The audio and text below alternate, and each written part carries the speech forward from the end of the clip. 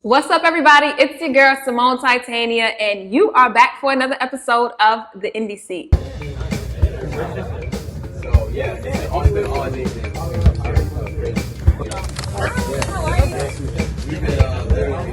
Today on The Indie Seat, we have Raianaa, and I'm so excited to be talking to her. Raianaa, how you doing? Good. How are you? I'm doing good. Welcome to The Indie Seat. Thank you. Thank you for being here. I'm so happy to be here. Let's talk music. Yes. Yes, singer, songwriter? Both. Okay. Which came first? I would probably say songwriting. I was really young and I used to write random songs, really bad songs on like papers and stuff. Yeah, I tried to sing them, but I never, at that age, I didn't think I was the best singer, so I would just write. Yeah. Singing just came later. Did you take any classes or you just practiced on your own? No, I just practiced on my own. Well, I started playing flute. That was my first instrument. My first performance was middle school, like 6th grade, I think.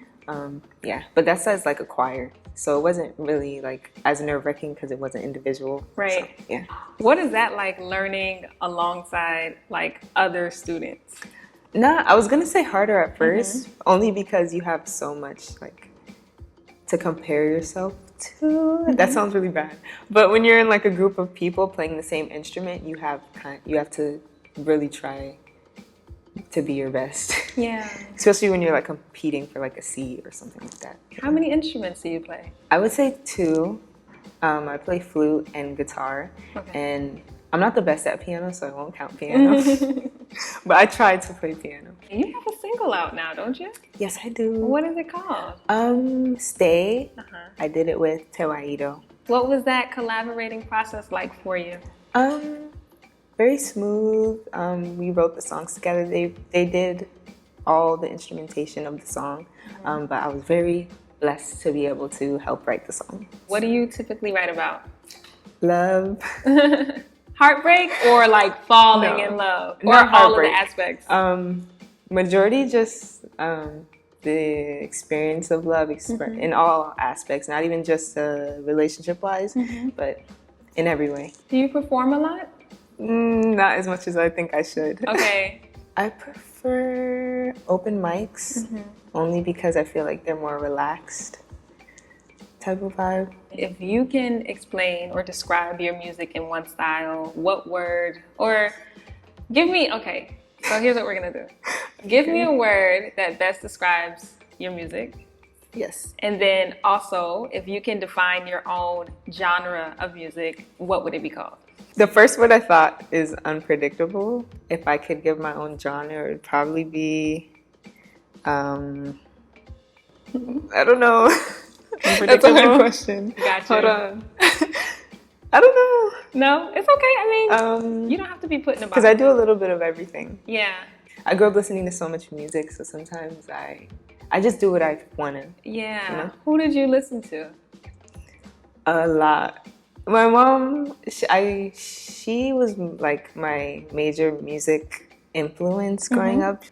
It was very opposite sides of the spectrum because like one day we'd be listening to like Kirk Franklin in the car, and then the next moment she'll play like Jane's Addiction or like Nirvana. Wow. Literally in the same car ride. So it was very like up and down and all over the place. But I think it's a blessing. That's cool. Sounds like my upbringing. Yeah. Book of Revelations, chapter 7, verses 16 and 17. Yes, sir.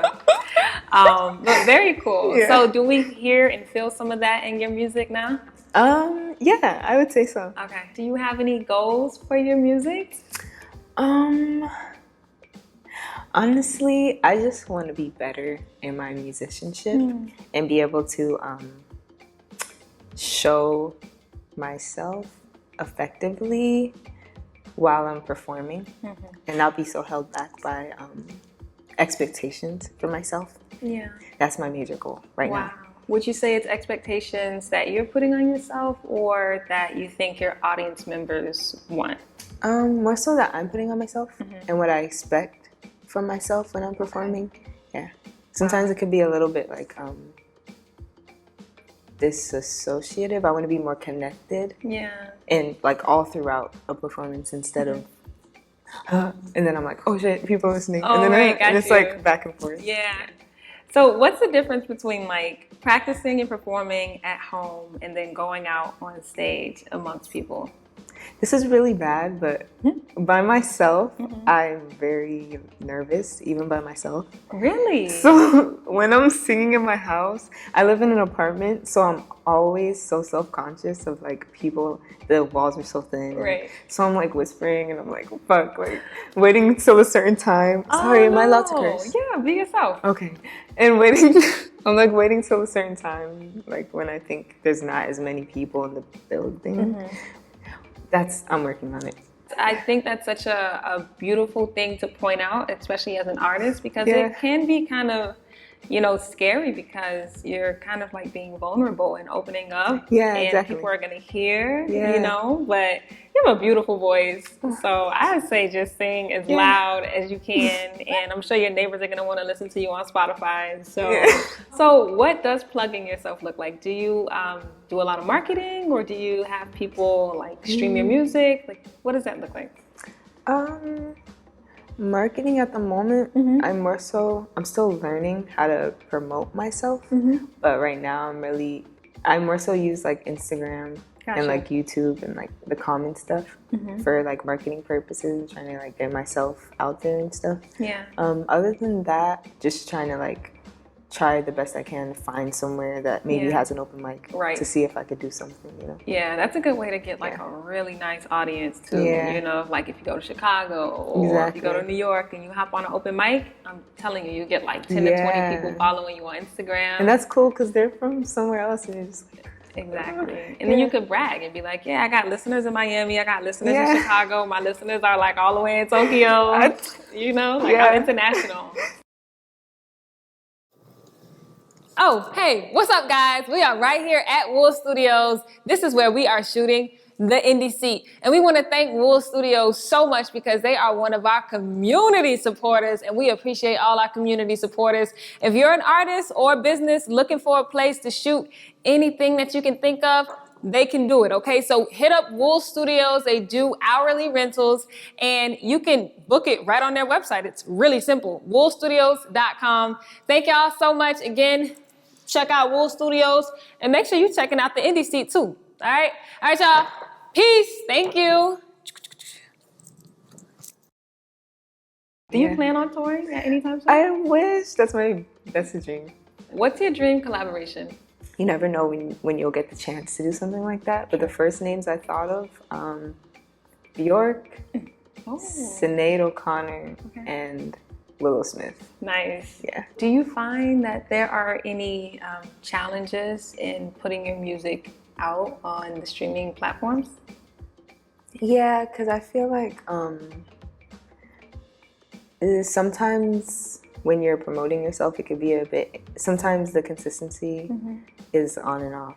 So sometimes you'll get like higher engagement and sometimes it's a little low. Yeah. But yeah, I do the most that I can. For sure. Do you have a team behind you or are you all independent? No, just me. And yeah, I have people that love me and people that I care about that are willing to support me in my decisions. That's good. Yeah, I'm grateful for that. Yeah, like do you have someone show up to your performances to record you or are you recording it on like a tripod? Normally David, he's in Tewaido. Okay. Yeah, we kind of help each other out in that aspect. And if my mom could come, she always records. Which sometimes I'm like, please don't come, please. I want her to come, but I get more nervous when she's there. So yeah. Walk us through like your creation process, right? Are you writing first? First of all, where does your inspiration come from, right? And then are you writing it and then putting the music to it, or is it all at the same time?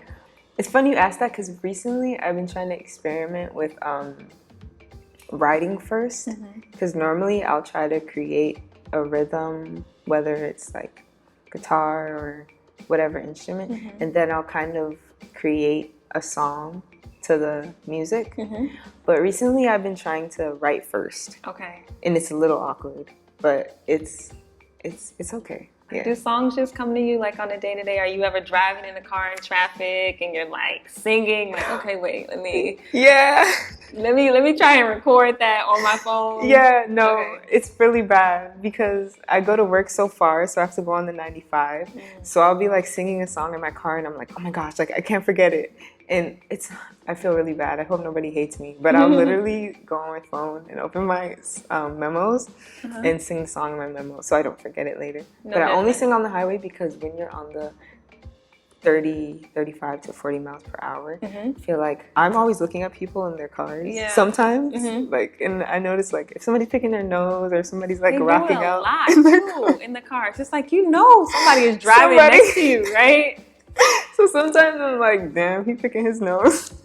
Look, I'm a poet and sometimes I recite poetry to myself in the car, and if somebody's looking, I'll pause to make it seem like I'm on the phone with somebody. So I get it. Yeah, I get it. No judgment. No judgment at all. Do you have a dream location that you want to perform? I never thought about that before. Now that you ask. Honestly, just where people are willing. Well, I've heard in Europe, people actually listen and they'll sit there for hours and literally take in the music and they won't talk on the phone or like be loud or anything. So honestly, just anywhere where somebody will like genuinely like listen. Absolutely. And what do you want people to take away from your music or your performances? Anything inspiring that they get from it. Not that it has to be the exact message or meaning that I'm saying, but anything that connects with them in their personal experience. Yeah. What do you think about the music industry right now? Do you think it's in a good spot for independent artists?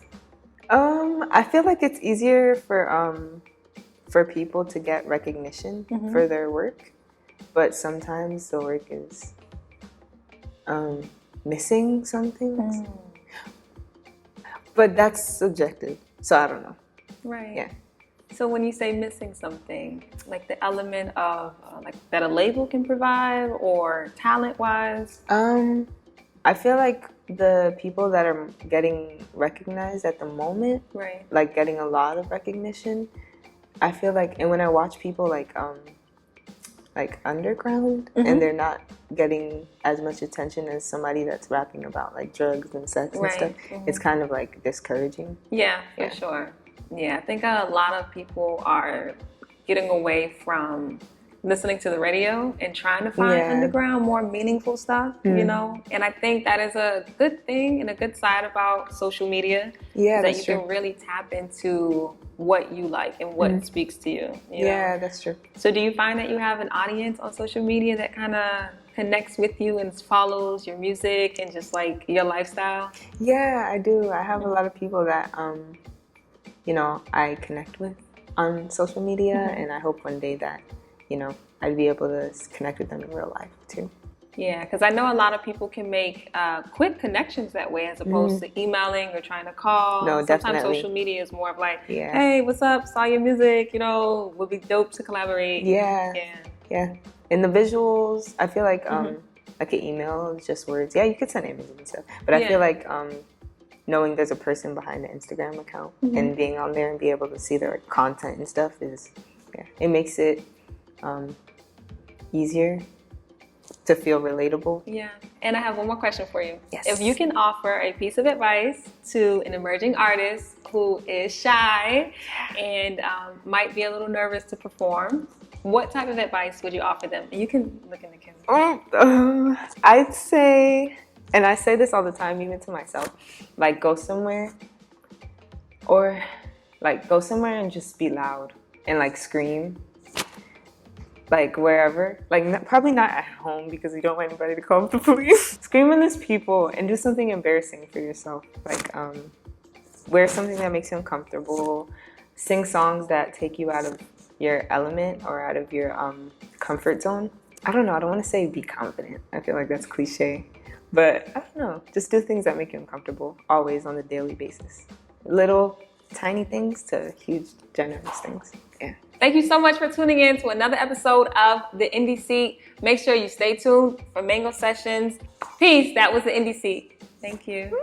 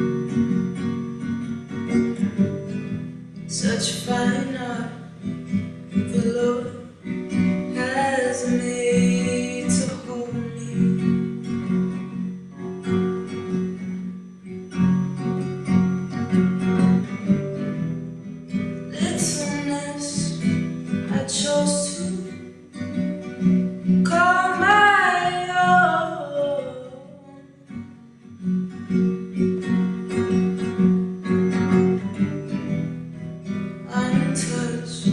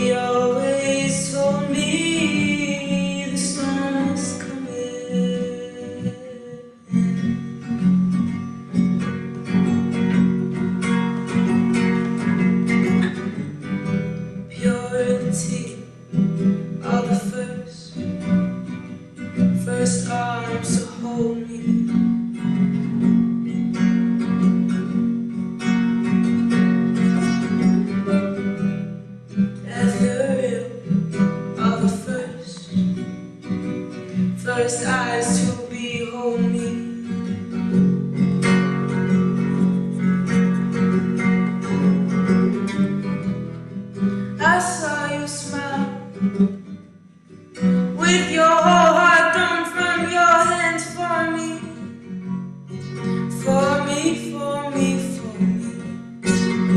Don't run, my darling. Surrender to your youth.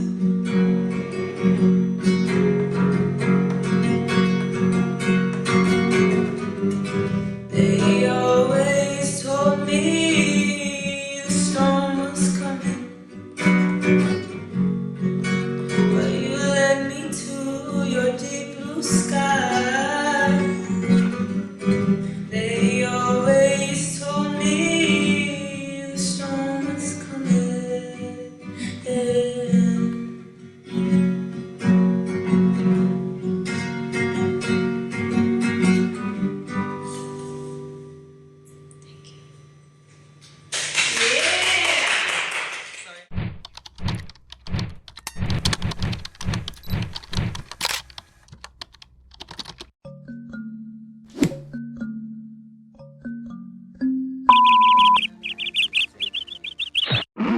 What's up, guys? That's right, it's your girl Symone Titania, and I am in the building today to tell you about our sponsor, Epiphanii. Epiphanii hair and body care products is my go-to, okay? A lot of y'all be reaching out to me about my hair, and I'm gonna tell you straight up, this is what makes me do what I do and be great even on those days that I am waking up for the NDC and can't be great. I just spray myself with a little ajabu spray. This has a little bit of tea tree, aloe, and everything you need to keep you fresh for your body and your hair. This right here, this is the shea butter, okay? It's ajabu shea butter, and yes, you can use them both together. I use it for my hair and for my body.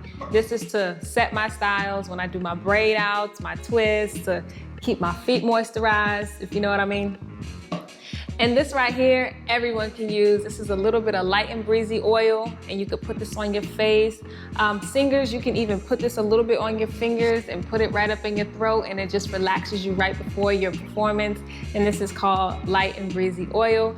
Anyway, I just wanted to come straight to you guys because I get the question all the time, but this is the answer, okay? Epiphanii hair and body care products made right here in Miami, Florida by a beautiful Black woman, okay? And make sure you support EpiphaniiHairandBodyCare.com. Thank you so much for always supporting us, Epiphanii. Peace.